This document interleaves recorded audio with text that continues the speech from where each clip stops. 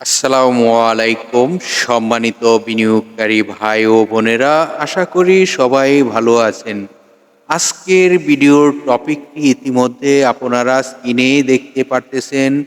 আমাদের ভিডিওর আলোচনাগুলো শুনবার আগেই এই সতর্ক বাণীটি অবশ্যই পড়ে নেবেন। পুঁজিবাজারে বিনিয়োগ ঝুঁকিপূর্ণ, জেনে বুঝে বিনিয়োগ করুন।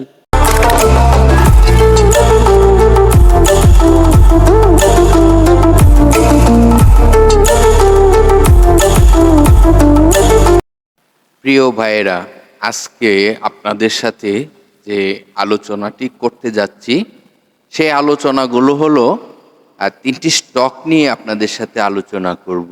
ইতিমধ্যে আপনারা আজকের যে টপিকটি দেখেছেন, তিনটি স্টক প্রফিট দিবে। তো ইঞ্জিনিয়ারিং সেক্টরের যে তিনটি স্টক নিয়ে আপনাদের সাথে আজকে ডিসকাস করতে যাব, সে ডিসকাস করার পূর্বে আপনাদেরকে দেখাবো যে সেক্টরগুলো যে মুভমেন্টে যাচ্ছে তার মধ্যে ইঞ্জিনিয়ারিং সেক্টরটি রয়েছে তৃতীয় পজিশনে। সেজন্য যে তিনটি স্টক নিয়ে আজকে আলোচনা করতে যাচ্ছি, এই এই তিনটি স্টকই রয়েছে বি ক্যাটাগরিতে। আসলে দেখুন, ইঞ্জিনিয়ারিং সেক্টরের কিন্তু একটি পতন অনেক লম্বা সময় যাবৎ ছিল এবং এই কোম্পানিগুলো খুবই একটি বেশি আয় করতে পারে নাই। তো জানেন আপনারা, কাঁচামালের দাম বৃদ্ধি হওয়ার কারণে এই সেক্টরটি খুব একটি প্রফিট করতে পারে নাই। তো যে তিনটি স্টক নিয়ে আজকে আলোচনা করতে যাচ্ছি, সেই তিনটি স্টক বি ক্যাটাগরিতে যাওয়ার কারণ তো আপনারা ইতিমধ্যেই জানেন কি কারণে বি ক্যাটাগরিতে যাই। কারণ তারা 10% ডিভিডেন্ড ঘোষণা করতে পারে নাই, সেজন্যই কিন্তু তারা বি ক্যাটাগরিতে থাকে। তার মানে খুবই সামান্য পরিমাণের ডিভিডেন্ড ঘোষণা করার কারণেই তারা বি ক্যাটাগরিতে। তো চলুন কথা বেশি না বাড়িয়ে কিভাবে আমরা এই তিনটি স্টকের বিশ্লেষণ বুঝতে পারি, সে আশায় আমরা পুরো ভিডিওটি মনোযোগ দিয়ে দেখার চেষ্টা করব। অবশ্যই ভিডিওটি না টেনে দেখতে থাকুন। তো প্রথমেই আপনাদেরকে কিন্তু চার্টটি দেখানোর চেষ্টা করেছি। এই যে দেখুন, সর্বপ্রথম টেক্সটাইল সেক্টরে মুভমেন্টে রয়েছে, দ্বিতীয় পজিশনে রয়েছে ইন্স্যুরেন্স সেক্টর, তৃতীয় পজিশনে রয়েছে ইঞ্জিনিয়ারিং সেক্টর। তো তৃতীয় পজিশনে যেহেতু ইঞ্জিনিয়ারিং সেক্টরটি রয়েছে, তাই আজকে ইঞ্জিনিয়ারিং সেক্টর নিয়ে যে তিনটি স্টক, এই তিনটি স্টক ইঞ্জিনিয়ারিং সেক্টরের চলুন আলোচনাগুলো আপনাদেরকে বোঝানোর চেষ্টা করি। আর আরেকটি কথা আপনাদেরকে বলে রাখি, আপনাদের হাতে থাকা স্টকটি ধৈর্য সহকারে ধরে রাখুন। আপনার হাতে থাকা স্টকটি দেখতে পারবেন এখন যদি নাও বাড়ে, কোনো স্টক যদি দেখেন যে অনেক হাই প্রাইস হয়ে যাচ্ছে, কোনো কারণবশত কিন্তু হাতে থাকা স্টকটি চেঞ্জ করে অন্য স্টকে ডাইভার্ট হবেন না। কারণ আপনার হাতে থাকা স্টকটিও কিন্তু এইরকমভাবে বাড়বে, যে স্টকটির নজরে রেখে আপনারা চেঞ্জ করতে চাচ্ছেন। তা আমি বলবো, আপনার হাতে থাকা স্টকটি অবশ্যই ধৈর্য ধরে রাখুন, আপনার হাতে থাকা স্টকটিও প্রাইস হবে। তো চলুন একে একে তিনটি স্টকের বিশ্লেষণ জানি। সর্বপ্রথম যে স্টকটি নিয়ে আপনাদেরকে বোঝানোর চেষ্টা করব সেটি হলো গোল্ডেনসন। এই স্টকটি ইঞ্জিনিয়ারিং সেক্টরের স্টক, বি ক্যাটাগরিতে তার লেনদেন হচ্ছে। আপনারা বৃহস্পতিবারের যে লেনদেনটি দেখতে পাচ্ছেন, এই স্টকটির কিন্তু ভালো একটি ভলিউম হয়েছে। ইতিমধ্যে আপনারা স্ক্রিনে দেখতেই পারতেছেন, অনেক ভালো একটি ভলিউম হয়েছে। তার মানে এই কোম্পানিটির তো ভালো একটি ভলিউম হয়েছে মার্কেটে, ভালো একটি তার বেশ কিছুদিন যাবত আমরা তার একটি র্যালিও দেখতে পারতেছি। হ্যাঁ, তো যেহেতু একটি ভালো র্যালি আমরা কখন থেকে দেখতেছি, এটি 5ই মার্চ 2024 থেকেই কিন্তু তার একটি র্যালি শুরু হয়েছিল। তো গত বৃহস্পতিবারে তার এই র্যালিটি ধারাবাহিকতায় চলিতেছে এবং স্টকটি ইঞ্জিনিয়ারিং সেক্টরের মধ্যে এখন সাময়িক প্রফিট করার মতন একটি স্টক বোঝা যাচ্ছে। তো এই স্টকটির ন্যাপটি কিন্তু 18 টাকা 76 পয়সা রয়েছে। কোম্পানিটির আয় কিন্তু ভালো নয়। অলরেডি তার আপনারা জানেন এগুলো জুন ক্লোজিং স্টক। যে তিনটি স্টকই আলোচনা করতে যাচ্ছি, সে তিনটি জুন ক্লোজিং স্টক। তো তো যেহেতু জুন ক্লোজিং, তার দুটি আর্থিক প্রতিবেদন প্রকাশ করা রয়েছে। প্রথমটিতে তার 11 পয়সা লস হয়েছে, দ্বিতীয়টিতে তার 2 পয়সা লস হয়েছে।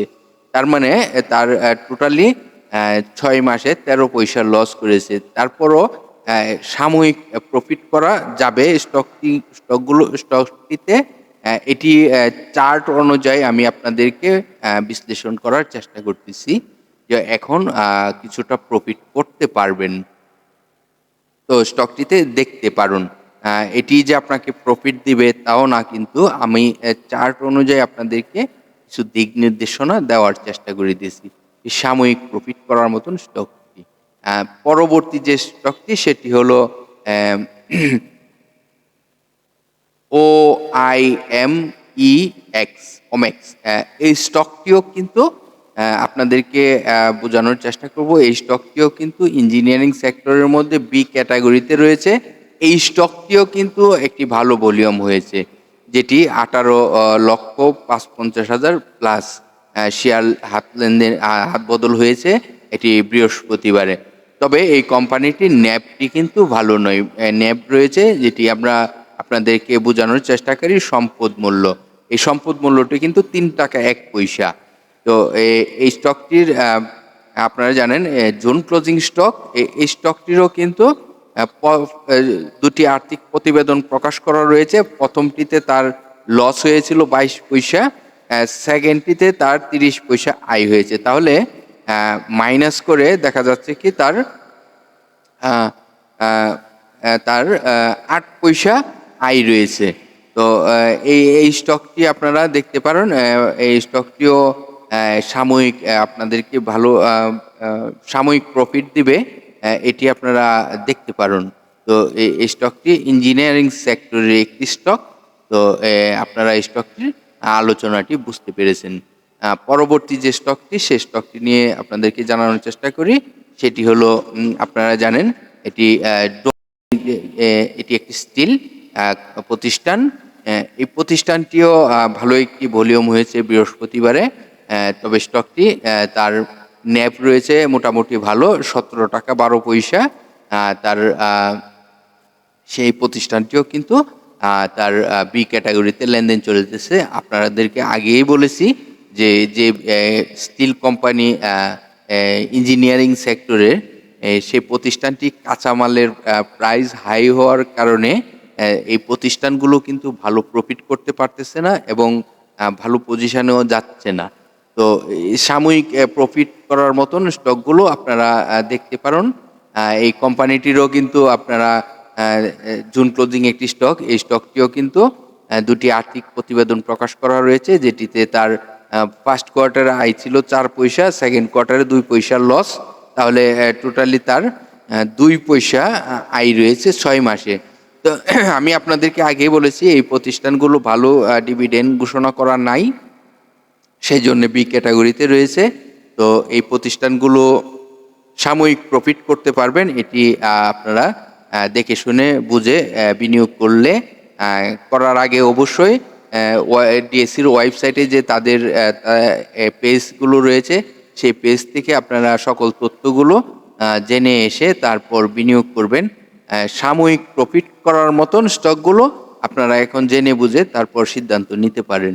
তো আমি আপনাদেরকে এই 3টি স্টকের ভালো ভলিউম এবং ভালো চার্ট মনে হচ্ছে যে এখন কিছুটা প্রফিট দিতে পারে, সেজন্য আপনাদেরকে এই 3টি স্টক নিয়ে আজকে আলোচনা করলাম।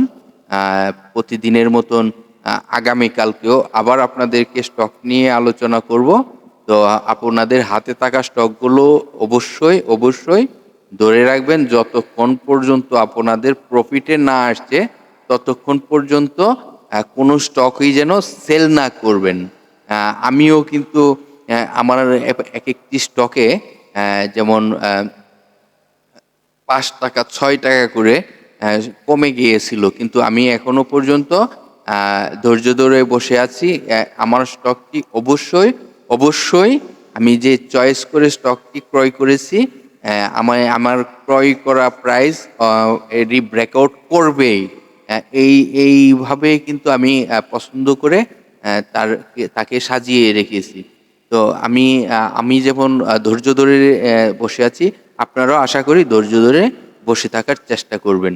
তো আল্লাহ হাফেজ। আগামীকালকে আবার ভিডিও নিয়ে হাজির হব। ততক্ষণ পর্যন্ত আমাদের পাশে